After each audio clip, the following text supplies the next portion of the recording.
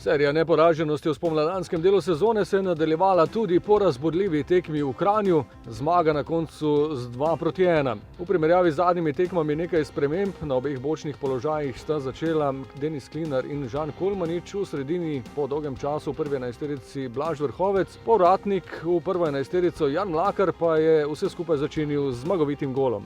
Začelo se je v 8. minuti z lepo akcijo, podaja na desno stran, Mlakar je podal v sredino, kjer je domači vratar izbil, Blaž Vrhovec pa ni izkoristil ponujenega. Prvi poizkus domačih po podaji z desne strani z glavo Majcen. Potem pa že vodstvo in to v prepoznavnem slogu. Izvajalec iz kota je bil Amir Dervišević, najbolj spreten pred golom pa Saša Ivković.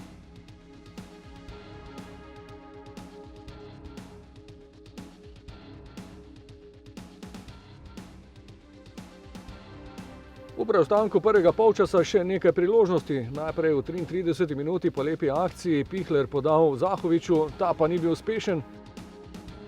Ob koncu polčasa pa še ena podaja Derviševića iz kota in Mlakar z glavo preko gola.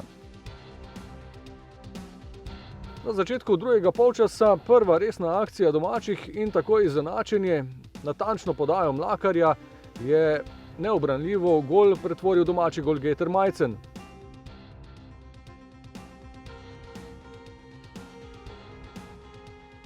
Toda Mariborčani so nadaljevali s pobudo in v 58. minuti najprej hiter protinapad in sporna situacija ob prodoru Luke Zahovića, sodniki niso dosodili kazenskega strela. No, le minuto zatem pa je Amir Dervišević še drugič podal za gol, tokrat natančno Janu Mlakarju, ki je potrdil, da mu kranjski teren zelo leži.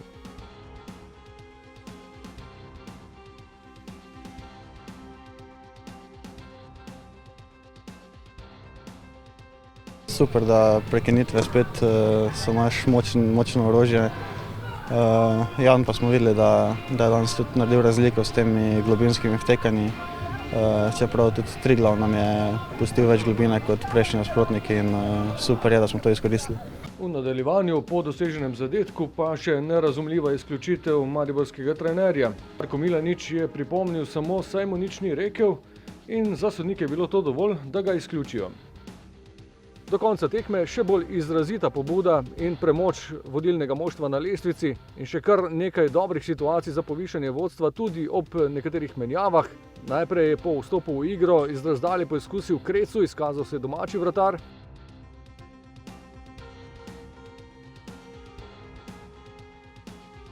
Potem je po akciji celotnega napada do zaključka prišel Dare Vršič silovito preko gola.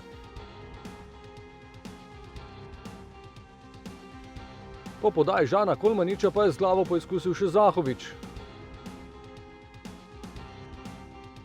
Na koncu je ostalo pri zmagi 2:1, še tretja zmaga v tretji tekmi letos proti Kranjčanom in potrditev vodstva na lestvici. Po golu odlična reakcija ekipe. Nadaljevali smo v istem ritmu, si priigrali dosti priložnosti, zadeli, lahko bi še zadeli 2-3, tako da smo zadovoljni. Prvenstvo se bo nadaljevalo v hudem napornem ritmu, naslednja tekma že v sredo, ponovno gostovanje, tokrat proti Krškem.